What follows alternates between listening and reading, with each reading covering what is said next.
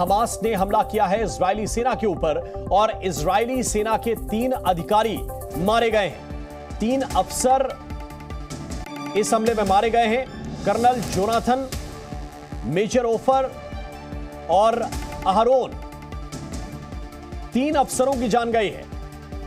Hamas के हमले में इजराइल को यह बड़ी चोट लगी है और अभी नुकसान बड़ा हो सकता है क्योंकि हमला बहुत ही घातक है और इजरायली सेना के 3 बड़े अधिकारी मारे गए हैं। इस वक्त की बड़ी खबर आपको बता रहे हैं, ये 3 अधिकारी और इजरायली सेना की तरफ से बताया गया कि बड़े ही काबिल अफसर थे।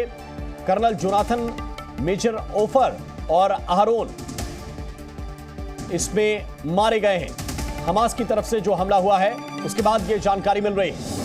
और दूसरी तरफ बड़ी खबर यह है कि इजराइल के प्रधानमंत्री बेंजामिन नेतन्याहू ने हमास को चेतावनी दी है कि अगर जिन बच्चों, बुजुर्गों और लड़कियों का उसने किडनैप किया है, उनको बंधक बनाया है, अपहरण किया है, अगर उनका बाल बांका हुआ तो इजराइल इसकी पूरी कीमत चुकाएगा, इसका हिसाब बराबर किया जाएगा।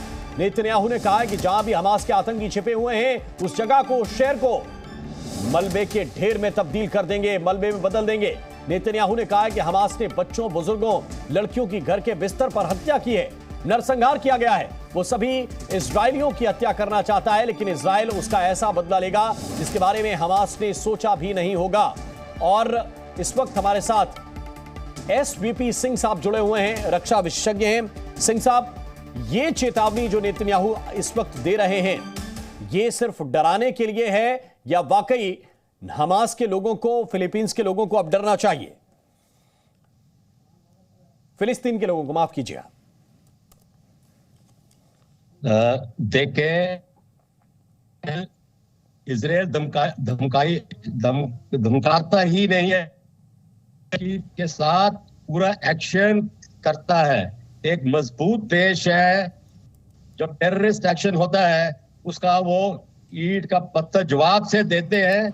और इस समय जैसे नेतन्याहू ने बोला है कि एट वॉर, हम लड़ाई के हालात में, आपने देशवासी को बोला है ये लड़ाई अभी पूरी तरह से गाजा स्ट्रिप के ऊपर खास कर की जाएगी। हमास की तबाह करना मकसद है नेतन्याहू का और को सपोर्ट की यूनाइटेड स्टेट। तो ये हमें समझना चाहिए क्योंकि ये जो मसला है, ये मसला आज या पिछले 50 साल या पिछले 75 साल में पैदा नहीं हुआ। 19वीं और 20वीं सदी में भी जूइश कम्युनिटी ने एक अपने लिए लैंड, पुराना विवाद है और पुराने विवाद को एक बार फिर से इस शक्ल में हम देख रहे हैं। हालांकि इजराइल का ऑपरेशन सॉर्ड जारी है, आयरन सॉर्ड जो ऑपरेशन जारी किया है उसमें 10 हमास आतंकवादियों को एक ही ठिकाने पर मारा है। और ये जो हमला हुआ है इजराइल की तरफ से काउंटर अटैक, ये एक पुलिस स्टेशन को आजाद कराने के लिए किया गया था। एक ऐसा पुलिस स्टेशन जिस पर हमास के आतंकवादियों ने कब्जा कर लिया था और उस जगह पर जवाबी कार्रवाई करते हुए इजराइल की डिफेंस फोर्स ने 10 आतंकवादियों को मार गिराया है और दावा यह किया है कि एक बार फिर से पुलिस स्टेशन का कब्जा, नियंत्रण वापस मिल गया है इजराइल की डिफेंस फोर्स को। राज कादियान साहब इस वक्त हमारे साथ जुड़े हुए हैं। कादियान साहब, ये जो चेतावनी बार बार दी जा रही है कि गाजा का इलाका खाली कर दें क्योंकि हम कोई भी अब रहमदिली वहां पर दिखाने वाले नहीं हैं, इसका क्या मतलब निकाला जाए? इजराइल के लिए मैं मानता हूं ये 9/11 से भी ज़्यादा गंभीर बात है क्योंकि 9/11 पर तो 3000 हमारे अमेरिकन मरे थे और उनकी प्रतिष्ठा पर चोट आई थी। इजराइल के लिए तो एग्जिस्टेंस का मामला है कि अगर इजराइल हार गया तो इजराइल ख़त्म हो जाएगा। हमास तो उनको रिकग्नाइज नहीं करते। आपने 10 आतंकवादी मारे हैं, आप 20 मार सकते हैं, 100 मार सकते हैं। गाजा स्ट्रिप तो सिर्फ 365 स्क्वायर किलोमीटर का इलाका है। इजराइल की लैंड फोर्सेस वहाँ काबू भी कर सकती है, कब्जा कर सकती है, लेकिन फिर क्या होगा? वहाँ 20 लाख की पॉपुलेशन है, आप सबको समुद्र में नहीं फेंक सकते हो और आतंकवादी पैदा हो जाएंगे। आतंकवादी को मारने से आतंकवाद ख़त्म नहीं होता, बल्कि उनका निश्चय और भी दृढ़ होता है। ये तो इतिहास की गलती है, दुनिया को इसकी कीमत चुकानी पड़ेगी। सही मायने में अगर मई 1948 में इजराइल को नया देश बसाना था तो जर्मनी में जो कैप्चर हो चुका था वहाँ बसाना चाहिए था, जहाँ से उनको मार के निकाला गया था। आप अरब्स के बीच में जो सारे इजराइल के खिलाफ है एक छोटा देश बचाएंगे तो ये तो होना ही था। तो इजराइल के पास आप लैंड फोर्स से भेज दो, गुस्सा ठंडा हो जाएगा, लेकिन वो सोल्यूशन नहीं निकलेगा। गाजा स्ट्रिप में सारे आबादी को निकाल के आप डेजर्ट में नहीं भेज सकते हो, वो वहीं रहेंगे। अगर कब्जा भी कर लिया, अभी वो फेंस के पार से हमले कर रहे हैं, तो इधर इजराइल के अंदर रह के आतंकवादी हमले होंगे। तो इधर रिलीजियस वार है, इनका कोई हल नहीं निकलता, इसका कोई हल नहीं निकलने वाला। लखन मल्होत्रा साहब इस वक्त हमारे साथ जुड़े हुए हैं। मल्होत्रा साहब, आपका भी बहुत स्वागत है। और ये सवाल जो राज कादियान साहब उठा रहे हैं कि कोई हल इसका निकलता हुआ दिख नहीं रहा है, ये जंग के हालात जब तक रहेंगे तब तक अलग बात है, लेकिन क्या इसके बाद कोई एक ठोस हल की तरफ जाती हुई, क्योंकि दुनिया के सभी देश इस पर अपना अपना रिएक्शन दे रहे हैं, या आपको लगता है कि सिर्फ ये ज़बानी जमा खर्च है या इसके आगे भी कुछ होने जा रहा है? देखिए,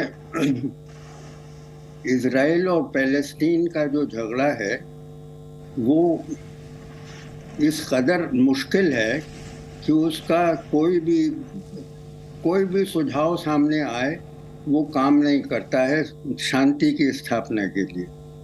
1948 का जिक्र किया। 1948 में जब यूएन रेजोल्यूशन है। मैं सर आपके पास वापस आ रहा हूं। इस वक्त एक बड़ी खबर मिल रही है हमास की रणनीति पर। सूत्रों के हवाले से एक बड़ी जानकारी है। साथियों की रिहाई के लिए हमास ने एक नई चाल चली है।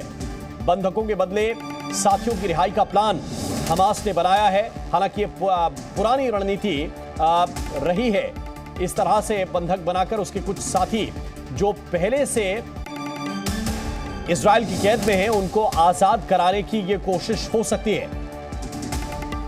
प्रणय उपाध्याय इस वक्त हमारे साथ ज्यादा जानकारी के साथ जुड़ रहे हैं, सीधे उनकी तरफ चलते हैं। प्रणय, क्या अपडेट इस पर मिल रहा है? क्या एक तरह से ये बताकर कि आपके नागरिक हमने बंधक बनाए हैं, हमारे पुराने आतंकवादियों का या हमारे पुराने साथियों को छोड़िए, ये प्लान है?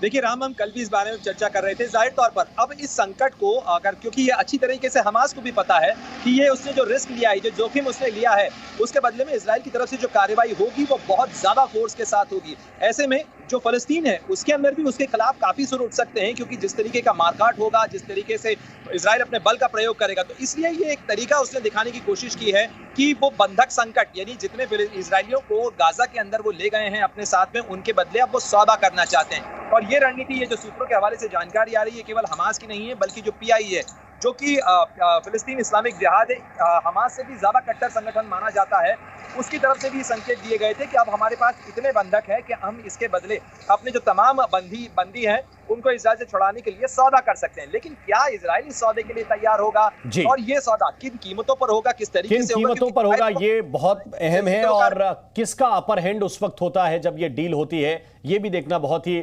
महत्वपूर्ण होगा। बढ़ते आगे। बीते 24 घंटे से इजराइल और हमास के बीच जंग चल रही है, और आज जब आप और हम अपने घरों में सो रहे थे तब इजराइल और हमास एक दूसरे पर बम बरसा रहे थे। इस लड़ाई में अब तक इजराइल के 300 से ज्यादा लोगों की मौत हुई है, जबकि फलस्तीन में 200 से ज्यादा लोगों ने अपनी जान गंवाई।